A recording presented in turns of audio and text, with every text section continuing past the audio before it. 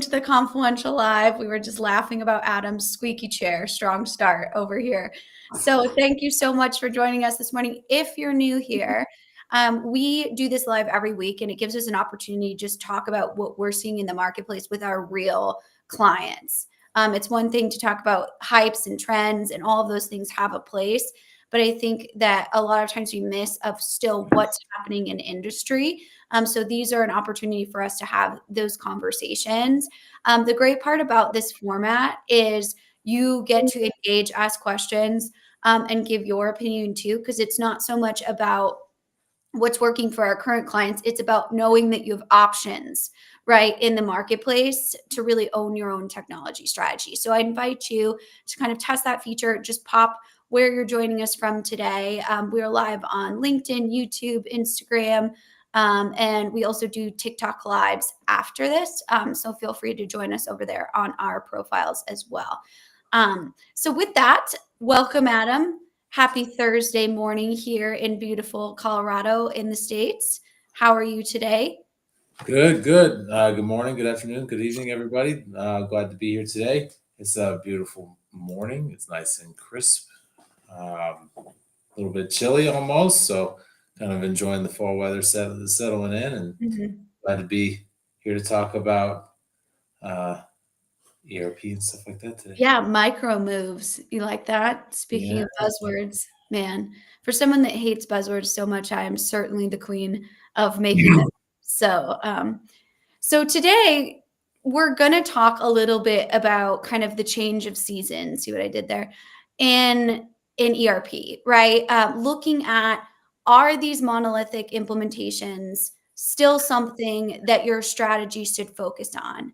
And it's really an interesting time because we're seeing less boards approve, those multi-million dollar implementation budgets because of the level of risk that they have in the marketplace.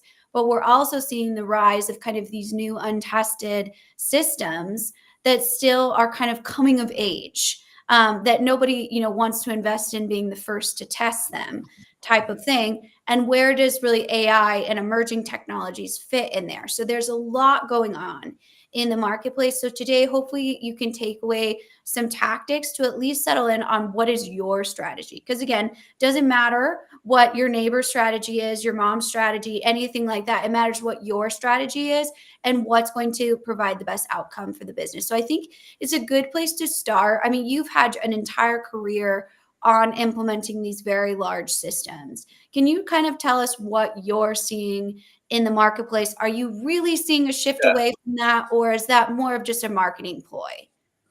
I don't think anybody's ever wanted to actually implement ERP. I don't know that that's a shift.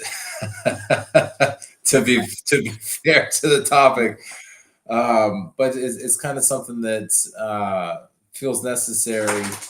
It's sometimes, and over the last couple of years, as AI and more technologies have taken hold, it's become less of a requirement, right? So, back in the 80s, 90s, this ERP thing that came up on green screens and IBM iSeries platforms became all the rage, right? You need one system that's going to run your business.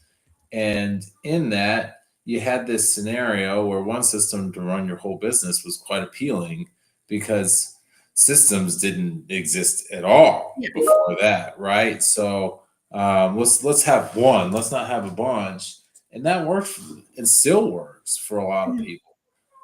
As time has kind of developed the marketplace on business applications, it's really kind of grown and diversified on what's possible, what's out there, and you had this shift away from it needs to be one system that's highly customized to customizations are bad for your business because it makes you out of date. So your one system needs to be standardized now, right? And now I think that what people are realizing is that this model of every business must be standardized doesn't fit for everybody. So they need more intricate things. And I think the best way of explaining it is less about are you special and do you have special requirements, and more where do you need Exactly. need things? Where are your greatest complexities?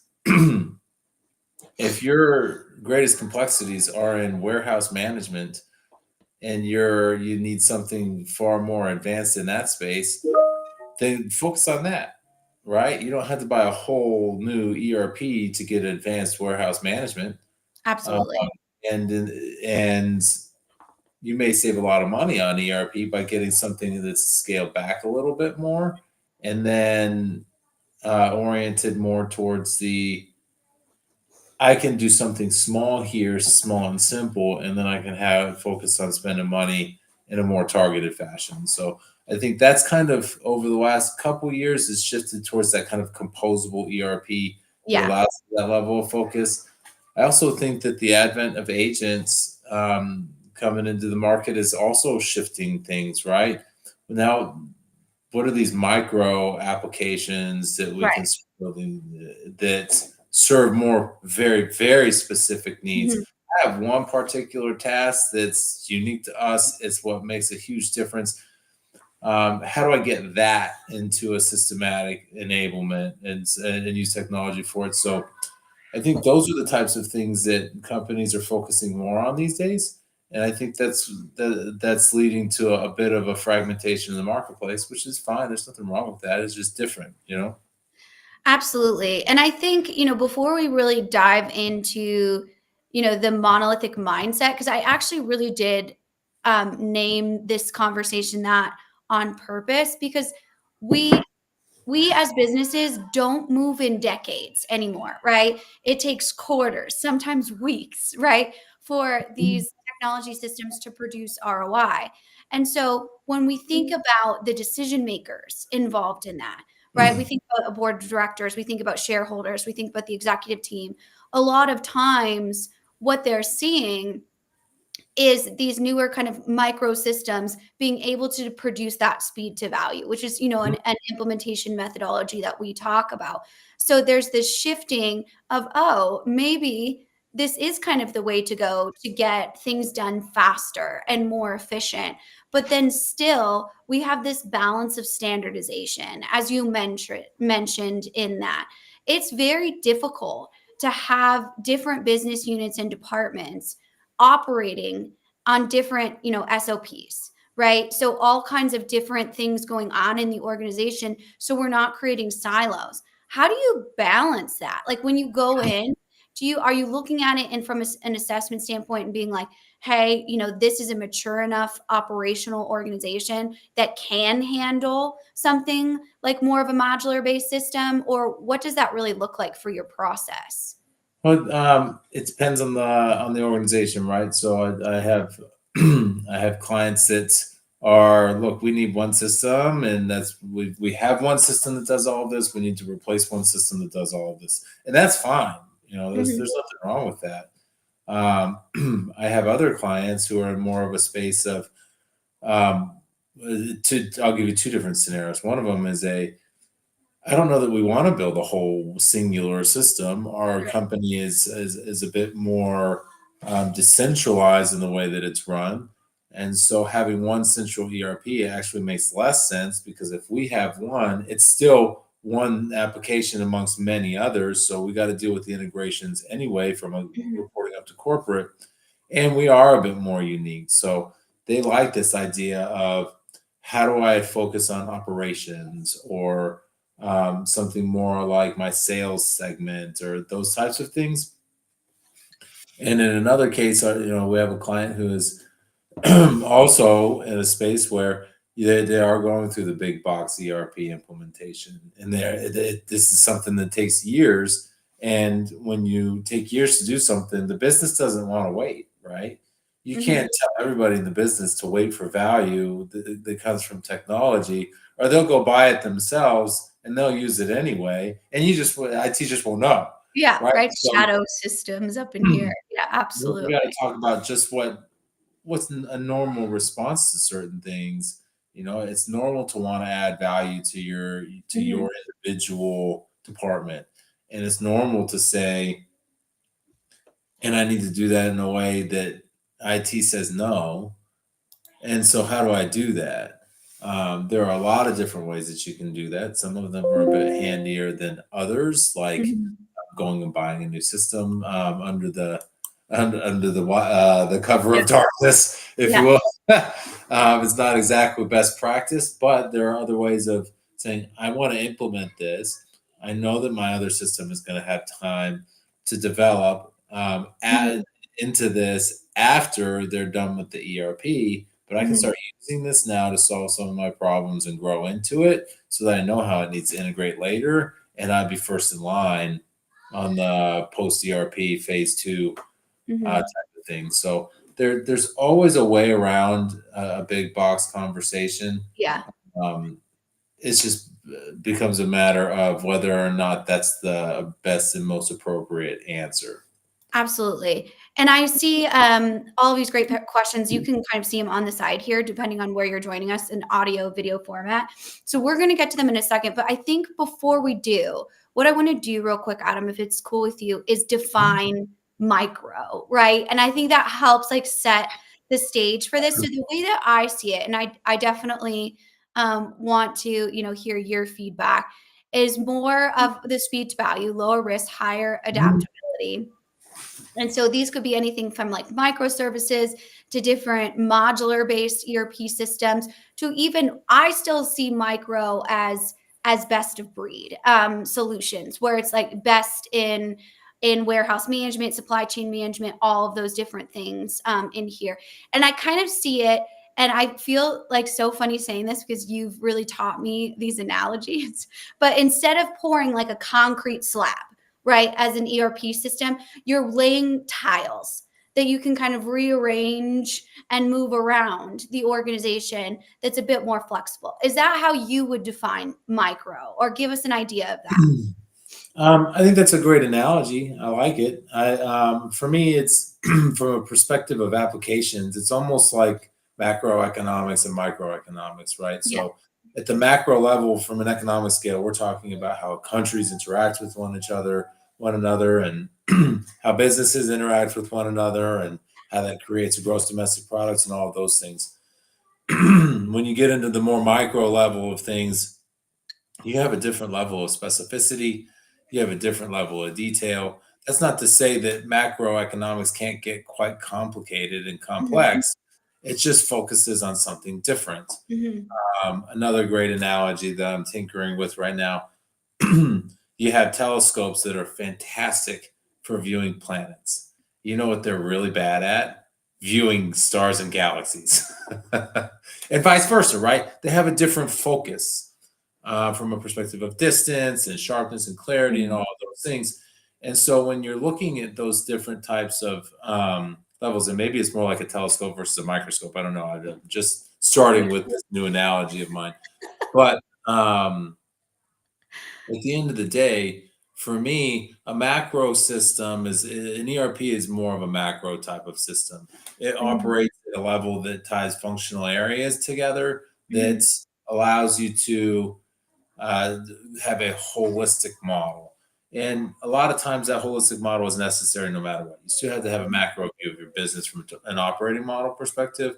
But from a micro perspective, we've got functional areas that have very specific requirements that may fit in this system, but not Mhm. that system. They may Mhm. be so specific that ERP doesn't want to handle them at Yeah. that macro level. And so we're getting down to more of a micro specialization level of requirements like management of corrective and preventative actions and stuff like Mhm. that. These are terrible for ERPs. Mhm. They're incredibly difficult, and so none of them want to even touch it. Taxes is another great example where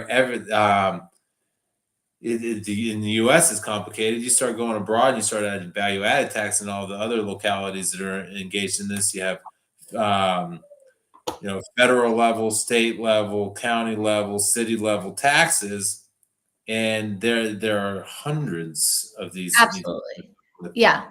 So Yeah. tax systems like Avalara is a micro type of service and system that says we'll take care of the tax stuff. We don't need that. Mhm. You don't need to worry about Yeah. updating your tax tables. We'll do it for you. So where you fall on that spectrum from a level of specificity is important to know when you think about what type of a thing am I fixing, and do I have a whole problem? and do I want to diagnose it one piece at a time? That's usually better, in my opinion. But at the same time, you may have had a singular system that's just fallen apart at the seams, and that's fine too. Yeah. Yeah, totally. I think that, I mean, I think the thing I'm pulling out of there is it really depends on the prescriptive approach for your organization. And that's what the thesis of this conversation is, right? Big software does not define your strategy. A Mhm. vendor doesn't define your strategy, right? You're responsible for that. So let's get into some of these questions. If you see one, first and foremost, thank you so much for these amazing questions. This is, really what stimulates the conversation is your insights and where we want to guide the conversation. So I think this one is an interesting one from Mick here. What are the first signals that an organization is stuck in a monolithic mindset? Or I'm going to add to this that their board is forcing them, like, is ERP obsessed? Because we still see that a lot. And it makes sense, right? Especially in high growth organizations that are still like under that, like right in that 500 million to a billion bubble. Like there is still standardization that they're trying to move through. So that a lot of times the board of directors, that's their experience. Let's bring in an ERP system. Let's get everyone on the same page. And they kind of pushed for that. So I think that part of the question here infers that being stuck in a monolithic mindset is a bad thing. I don't certainly don't want to convey that, but I would say that if your answer for everything is ERP, we Mhm. we need an ERP, we need a new ERP, we need a new ERP, then you're stuck in a monolithic mindset, right? Yeah. If you're not talking about the more singular needs, production is unable to schedule in a way that allows for downtime, whether it's planned or unplanned. Hmm. Production is unable to schedule in a way where we have orders that come in as high priority, short notice, and they're unable to accommodate that escalated order. That's a more micro oriented problem, right? Hmm. But if our answer is so we need a new ERP, this is when we start thinking one singular system. When we're talking about we're going to have one system that's going to fix all of our problems, we're Hmm. stuck in a monolithic mindset. Hmm. What I would suggest is that we start to diagnose our problems more individually and Hmm. then see if there is a common solution, right? Which comes back to then maybe we should be stuck in a monolithic mindset because I've got issues with production and their ability to escalate orders. I've got issues with sales with their ability to push quotes into an order that then is prepared well for production. Hmm. I've got issues with supply chain being able to create a demand plan that supports our ability to deliver to our customers. All of these things are hampered by my old AS400 system because I can't get intelligent reports out of it. Hmm. Now we have a holistic problem, right? That if we trace all of those back and find that they all have a consistent root cause, right? You might have four different problems Yeah. in that. But you may have a consistent root cause that is an aging system that's not able to really handle your bandwidth. Mhm. Yeah.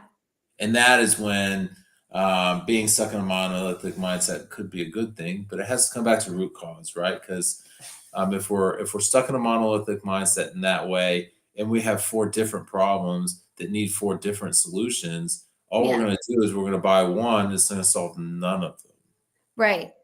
And I And think for me, this really comes back to what is the needs of your end user, right? A lot of times we have people making these decisions that, I mean, the average CIO, right, especially of a Fortune 500 company, we talk about this all the time, they wouldn't know how to get into half the systems that their teams are managing, nor yeah, should they, right? That's not their job, right? Their job is to advocate on a senior level. But when we have the senior level making these types of decisions without talking to the end user, then we get in these really weird, awkward yeah, conversations where we bought the software and the end user's like, I don't even do that. Like, what do you mean? And you're like, yeah. oh, well, I sure thought you did. And then, we have lots of different problems going on in that When conversation. here's another positive to a more micro oriented approach. It is exceedingly common to say I need these things and have a vendor say, "Yeah, dude, we got all of those things." We had literally had a vendor recently say, "Yeah, you know what? We did promise you that. That guy has recently been fired for promising you that, but it's still going to cost you more money because we Right. can't give it to you for what it is we said." When we have those types of problems, would you rather that happen at what scale? Yes. True. Small scale, yeah. Really good point. Also, we have more control over it, yeah. Um, again, the level of due diligence is a piece of the puzzle. We do a lot of help with helping people see where those types of gotchas come in later. I mean, if I had a chance to have sat in that Yes. conversation and you've Yeah. been in enough of them, and Yeah. have somebody with you that can read it and say that sounds a little bit Yeah.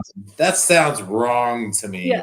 We won't be Uh, doing that. There's no way that's actually happening. you Yeah. can poke and you can prod, Yeah.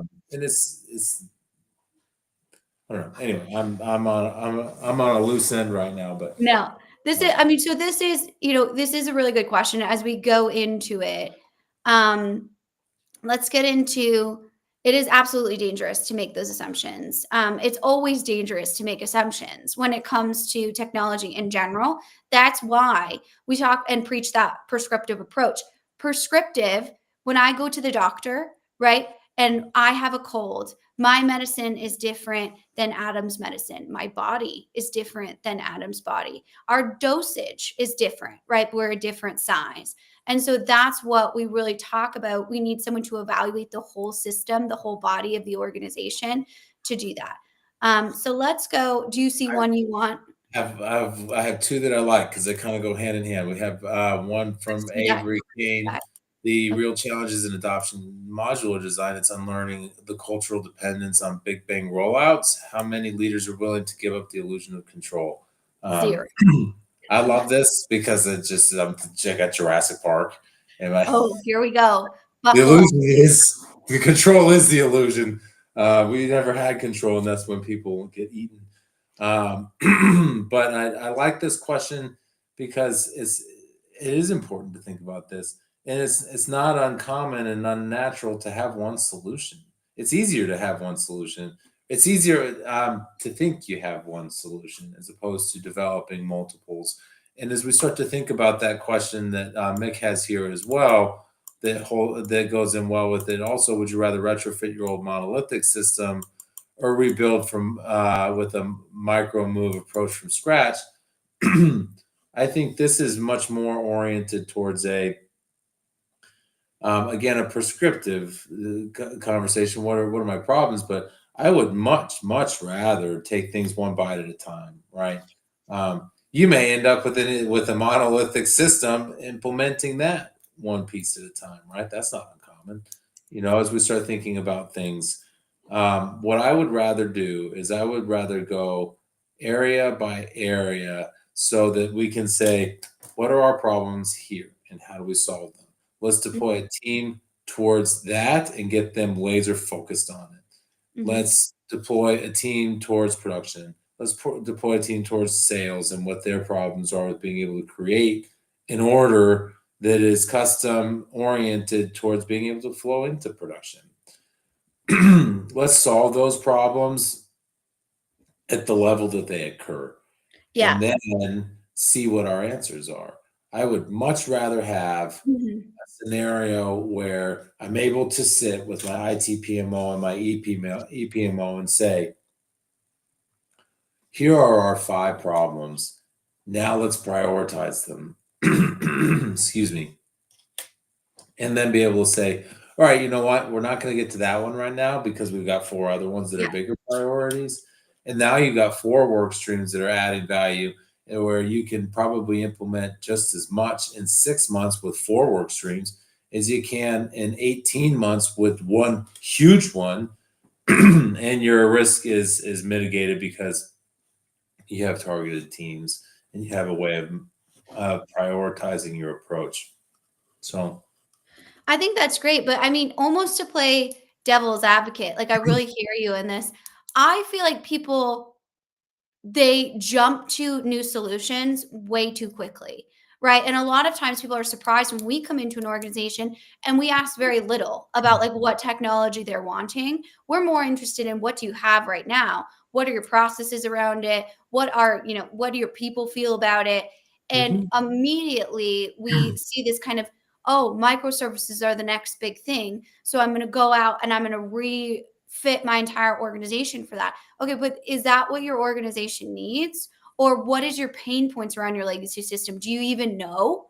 And Yeah. that's really the piece that we have to, would you rather, and I know, I never answer the questions how they're written. I would rather look at my old monolithic system, quote unquote, and figure out what the issues are from that and then choose the Mhm. next approach from that. Look, I mean, if Jurassic Park started with one dinosaur, maybe two, they could see all of the things that were happening and say, all right, we got this great idea. We have this need. We want to serve the market with a new piece of technology. And so we're going to bring on a dinosaur. And we're going Absolutely. to actually, you know what? We can solve two different market needs with two different dinosaurs. Yeah. And Bring in so the dynamic. we're going to start talking about this. We're going to take a targeted approach. Let's start with the Triceratops and a T Rex. And all of a sudden, we realized that the T Rex problem was a really bad one, and it's out there eating other dinosaurs. Now, well, we never gave it any more dinosaurs to eat. And now we have a little bit more control over whether or not that becomes a problem, because now we only have a couple of issues that we are trying to figure out in a more segmented plan, and we can add more dinosaurs later. That way, when we know what we've got on our hands and that these animals are going to escape and that life finds a way and blah blah blah. It's your organization is going to find a way, and all of the things that you want to avoid within a big box implementation, all cultural shifts to make so that you don't go back into all your old habits. Your organization will find a Mhm. way, and it's too much. So, Yeah, absolutely. Sorry, you're cutting out for me a little bit. So trying to frozen, you're locked in the dinosaurs. Um, hopefully, just I, if you want to come out and come back in, you can definitely. But let's do this one.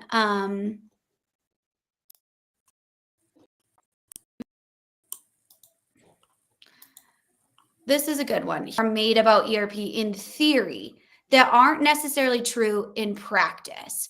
I think this happens all the time. And maybe we add to another complexity of this question, what assumptions are made about microservices or, best of breed opportunities? Adam's jumping back in. So there you go. Cool.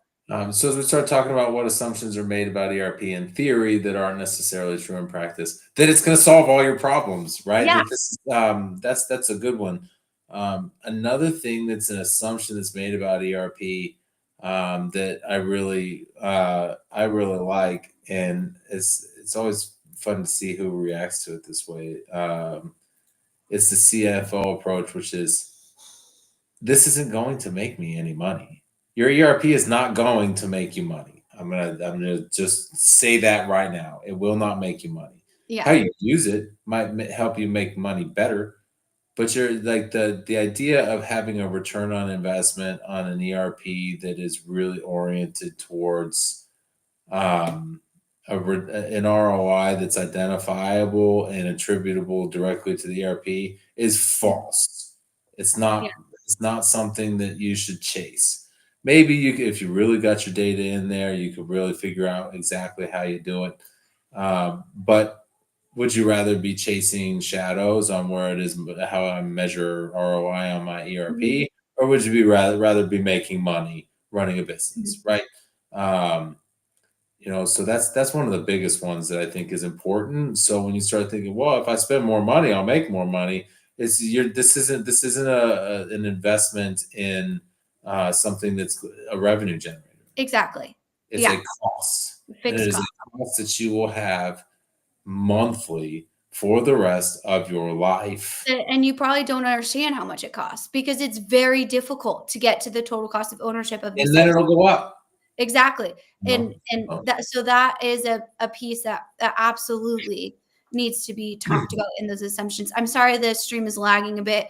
We're sharing our bandwidth with our gaming children for fall break. So hopefully you can still hear us on that level. But it should be good in the playback as well. So you can catch it there too. Let's see. I love Adam's analogies too. I've started doing them much more. Let's talk about this one. I have many thoughts on this. So Joseph, thank you for the comment. Monolithics are now being built in more of a modular structure, and that hybrid approach is something that big software is now offering in order to remain competitive. Now, I'm just going to step on my soapbox for 1 second, and then I'll let Adam bring me back down to reality. But I think this is a dangerous way to look at big software. They're, always the absolute king of rebranding old solutions in a new way so that they are able to sell them with whatever the market is actually wanting to meet to them. So I think, though, yes, they're coming to meet that market. Are those modular systems, are of those different applications, do they come with strings attached? Maybe yes, maybe no, right? Are they going to kind of, put you in a situation where you're buying some sort of system and then all of a sudden the licenses aren't what you thought it was going to be, or you were sold something else in the demo process. So I think we still have to be vigilant about a bigger ERP company coming out and saying, "Oh, we're composable now." They've done this in many different ways. They've Mhm. they've built best of breed solutions as well. So that's just my area of caution. Curious to hear what you think, Well, Adam. I think this is a fantastic point that monoliths are now modulars, and most solutions are being built with a hybrid approach. And some of that is because these organizations are identifying these needs in their clients, and they're trying to address them in a way that's appropriate, right? And I think that's a good thing. Having an advanced demand planning system for a tier two, tier three, or tier two, tier one ERP is important, right? That way, it does allow you to have something that's on a similar platform. I think that the danger in this, coming from a monolithic provider who is offering a hybrid modulated approach, is that a lot of them are doing it because they just bought a new software package. They put their logo on it, and then they want you to buy it. It's now a module, right? That's sweet. Uh, This is and they, a lot of them do it, right? So SAP does it, Oracle does it, Infor does it. They all do it, right? NetSuite's fun to pick on because they're so good at what they do. But at the same time, when you buy things like that and then you plug it in and they say now it has our logo on it, they don't tell you that it's written in a totally different type of code. It's on an entirely different platform. The user interface hasn't even been redesigned to make it even look the same. It's a different software system. And so that some of that modulated approach is something to watch out for. On the flip side, that modulated approach that's difficult to get through then becomes later an asset for the organization and for their clients when they figure out how to get it appropriately folded in, right? So when we start talking about what the things that you build on to be able to add, company acquires a software system adds a ton of value, then they recode it so that it integrates properly, and now 3 4 5 years later, the first folks who are on the more native integration are starting to be able to use it, right? It takes several years to do that. So when you're buying some of these things, that modular approach can be an advantage for the customers, but it can also be a good thing, a good trap to fall into. So Yeah, absolutely. Definitely, an opportunity to due diligence in this situation, but definitely a good observation. Thank you for for that comment. Let's jump down here to Francisco. Where are you standing on chain solutions? Is the world ready for a custom made solution on chain? I mean, this is something that's kind of getting to the point where it's reaching a critical mass. And this is where you're integrating services and strategies that start Yes. to orient sourcing, manufacturing, transporting, to working on the entire supply chain. I think Mhm. of this largely as software systems that move more towards the concept of the major processes, quote to Yeah. cash, procure to pay, but then thinking of it from a value chain perspective. I think that this is a fantastic way of diagnosing a piece of value in the organization, right? Um, when we think about what adds value and where technology can really be plugged in for that, these types of thought processes and saying, what is my value chain and Mhm. how do I deliver value to the market, and how do I trace that all the way back to the first inception of materials and things like that. I think that this is a good thing. And the more we can integrate this, the better.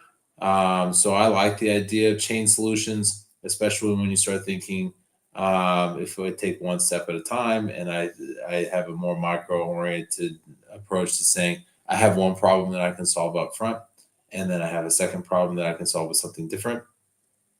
Where I think this ends up is in a space where you have agent chains, Mhm. you know. Agreed. So Yeah. that's what I think this ultimately develops into with Yeah. this. It fits quite nicely into the Yeah. agents should have a job, and they should have one job, Yeah. not all jobs. Absolutely. So And I mean, I think the thing to be said about this is, built directly on blockchain. Do you have the infrastructure to handle that? It sounds really, really good. And it sounds, I think, is the world ready for custom made solutions on chain? Absolutely. Some organizations are. Some organizations yeah, are. The core organizations that, we still talk to on a 30-year-old green screen, they have so much work to do in order to get there. But that doesn't mean that it's going to be 10 years of work. It means we're getting to work data and having those abilities to organize data more efficiently. We're using automation to help with, the rule-based implementations of new technology. So yeah. yeah, I think we're absolutely ready for that. I also think what I really like about on-chain solutions is the transparency around being able to see that full visibility, because I think that's really where we find those inefficiencies, those gaps, and we are able to create change when we see that entire thing. You just have to make sure the organization is ready for it. So is the world? For sure. Is your organization? Is a totally different story in that We conversation. can't just plug in frog DNA I and know. complete the chain and Right. hope for the best. Right, right. So that's such a good question, though. Let's go to some more of these. We have a couple minutes left, so definitely drop your last minute in here. If you're watching after the fact, we always go back and comment on them. So let's see. Um, any you want, Adam, or I'm going to pick here. Go for it. Okay. I've got dinosaurs on the brain right now, so Okay. You good have luck. to ask, does this approach expand my options or subtly narrow them under the, disguise of choice? And I think this piece is really what you should be asking when we're having those conversations with the vendors, right? And what that actually does. And that's why it's really difficult to have these conversations without, some advocate in the room. And and that's not at all saying like you have to hire us or anything like that. It's just someone in that room has to understand what that situation looks like. So when they say something like document management system, you're like, you assume that that means document management system, right? Like what else? Yes. Um, so but then you didn't dig into the contractual pieces, or you had a salesman that told you the wrong thing. And you have to understand what you need in your requirements. And that's why this is such a tricky process that people fumble on all the time. One, because it doesn't happen often. And two, because it's just we sell blatant lies a lot of times in big software, and that's not usually allowed in any other industry. Curious to hear your thoughts on it. And so there's a lot on this, right? Does this approach expand my options or settle and narrow them under the disguise of choice? It's designed by big box vendors to narrow your options. That's why they do it. That's why they say, I'm going to go buy this product and I'm going to put our logo on it and I'm going to tell people it's the same thing. That's why they do that, because what they're trying to do is they're trying to create a scenario where they capture as much of your IT budget as they possibly can. It is designed to do that. Um, Mhm. However, what the approach should do, if you're paying attention, is it should expand your options. It should give you the option of being able to focus on where your needs are, right? So, I've been tinkering with the idea of making some upgrades to the Jeep. Only slightly Jurassic Park oriented right now, so they're still in there. And to go and say, yeah, you know what, we could put a V8 in it and we can make it super fast, and you know that sounds that sounds cool. I can have the fastest Jeep on planet Earth, but just because I have somebody that gives me those options doesn't mean that they're good ones, right? I want somebody that knows how to specialize in what it is I need and what it is I'm looking for. So if you have a particular industry that you work in, metals, for example, Mhm. you know, I spend a lot of time telling people you're not as special as you think you are. I spend a lot of time telling my client, my metals clients, you are actually different. It actually is different. So some of these clients, some industries are different, and they should be. You should be able to think about this in more safe environments where you can build one step at a time and then see what the consequences of that build are, where your benefits are coming from, and then focus on what you get out of that and then continue to stack, as opposed to let's wipe the whole thing out all at once and try to get all of our requirements in. Because what's also going to happen along the way is, in addition to the, well, what did you like? I need document management, and this. Well, you can't. Your version control, that's a new requirement. Like, what do you Mhm. mean version control is a new requirement? What did you think document management is? Mhm. Well, it's not version control. That's different. All right, well, whatever. Now we're in a bit of a standoff. When Yeah. we think about it from a perspective of being able to have those conversations one at a time, the original Jurassic Park is the best Oh, one. I knew you were gonna That like was that's immediately, like uh, nothing else there's is. nothing like the very first one. But at the end of the day, as we're thinking about how we start to approach this, it's always easier to take small bites uh, Mhm. and then build on them. Sometimes you really got to buck up and you really got to do the whole thing. And that's, again, I go back to one of my very first comments, and that sucks. Nobody wants to implement a whole ERP because they know it is fraught with danger, Yeah. right? But And it's hard. It's yeah, hard. The minute you start thinking it's not hard, then you have a problem. mhm, That's when you're starting to look at those silver bullet type of mindsets. If you think that implementing a software isn't hard, then you've got a way bigger problem. yeah. So And so let's talk about I'm gonna do this one. I know the on chain, I'll go back in and answer that one. And then do that on TikTok live too, Avery. So that one. But I think this one from an industry standpoint makes a lot of sense. So let's just talk about, because one, this is a good question where monolithic makes sense, and where microservices can be helpful, but where they also can't be helpful. So I'll go and then I'll let you kind of piggyback off of that or say, no, I wouldn't agree with you, which is totally fine too. So are there certain industries where monolithic makes sense? Absolutely, right? In kind of mission critical, I would say, operations, sometimes they can make a lot of sense. In heavily compliant areas, they can make a lot of sense. The thing I would think about is healthcare in this. A lot of times, healthcare, an ERP system is a good idea. One that's industry specific, where there's lots of predictability, where they can make sure they have those safety assurances. In healthcare, there's specific ERP systems that are built for them because of the needs of that industry. That's probably what I would think. And let's see, the industries that monolithic makes a lot of sense, or I'm sorry, that microservices makes a lot of sense. I've seen them work well in sometimes, newer energy, nuclear energy, aerospace and defense. They work a lot. Sometimes people talk about them in government agencies. I would probably disagree on that one. But they also are sometimes a great option for startups.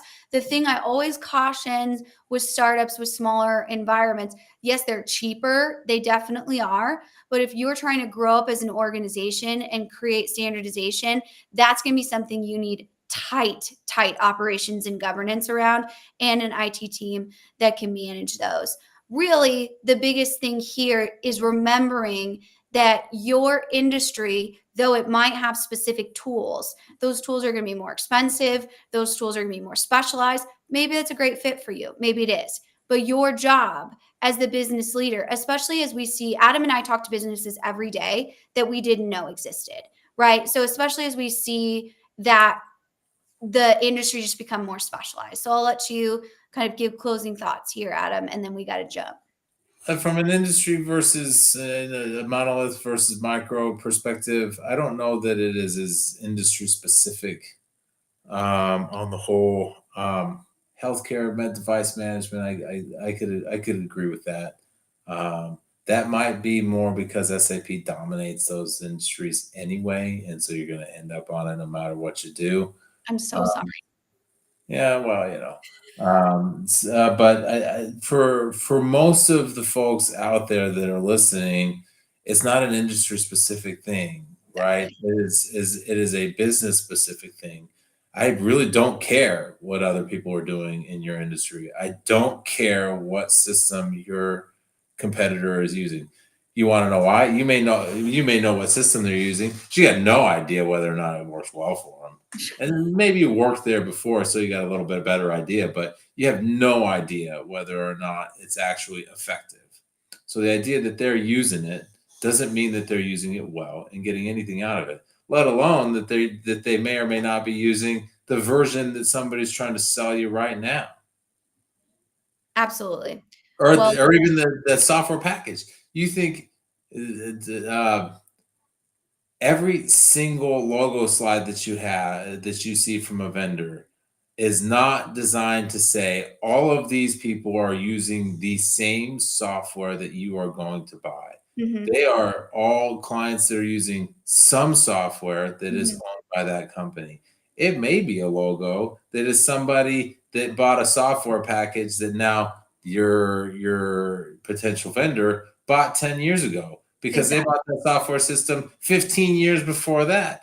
And you don't even know if they're still using it at all and how much of it they're using, right? So there's a bit of that get the logos give you some confidence in saying, all right, well, we have some industry Yeah, expertise, but I don't like the idea of painting with a broad brush. This industry is I monolith. completely This agree. industry is micro, because so many organizations are at different parts in their growth cycle. Mhm, I think that this is what how I think that an organization develops. If you start looking at them from different stages of, some of them are here, some of them are there, because organizations grow in steps, right? There's kind of you reach a point where you need something new, and then you got to break out of that mold to reach the next step, and then you got to break out of that mold and do something new to break the next step. Those levels also, I think, correlate to technology approaches, right? Everybody starts out on QuickBooks, and then they start growing, and then they start tacking things on. You end up with Fishbowl because QuickBooks can't do inventory. You end up with a bunch of Excel, and then you say, now I need a new ERP. mhm, And then you grow into that, and you say, I'm going to buy NetSuite. NetSuite's small enough for me to grow into, but it's got some space, and I can tack some things on. And so I'm going to start adding systems onto NetSuite now. Start mhm, tacking pieces on. And then mhm, as I grow into that, I'm going to think, some of those pieces can now stay because they're specialized enough, and some of these pieces need to go. And so I'm going to grow through that. I might replace NetSuite now. It was something a little bit larger and something a little bit more capable of handling me as I grow. And so you kind of have this singular bolt on and then constricting back to something more singular, because as we started to bolt on, our needs have grown and expanded, and now our cost is starting to balloon, and so we come back towards a more singular approach. So I think that that is a bit more of an appropriate way of thinking about it, um, where if we're thinking monolithic, it should be because we have gone through the process of saying, I can't continue to pull these things together this way. I need Mhm. it under one roof so that I can Yes. have a single source of truth. I can have a single consistent system for cross-functional use, those types of things. That's what, at least in my mind, that's how that starts to work better. And even in healthcare, medical device manufacturing, you focus on traceability, right? Mhm. Mhm.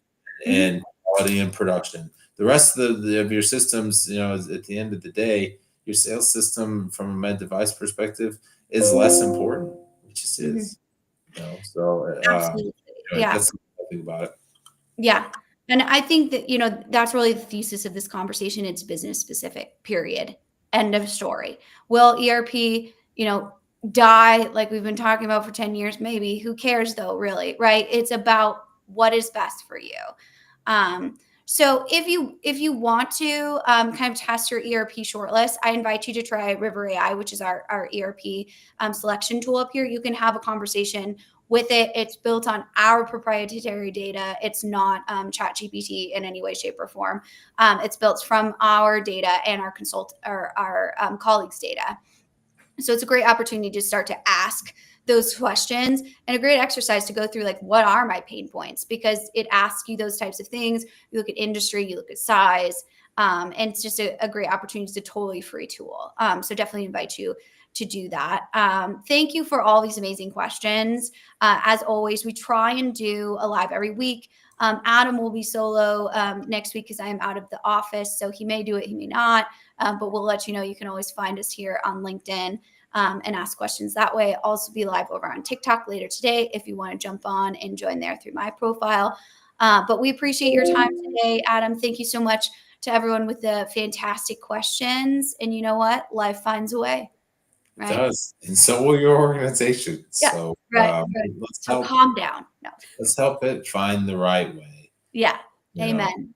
Amen. Awesome. Well, the thank you boss all. reference will get you. Okay. All Those right. are the vendors, by the way. You let Okay. them out. You didn't think you were going to, but you let them out, and now they're everywhere, and you can't stop it. They're teaming up, and they're just Absolutely. It's either Star Wars or Jurassic Park when it comes to all of these. So just make sure that you are prepared for that for our next conversation. But we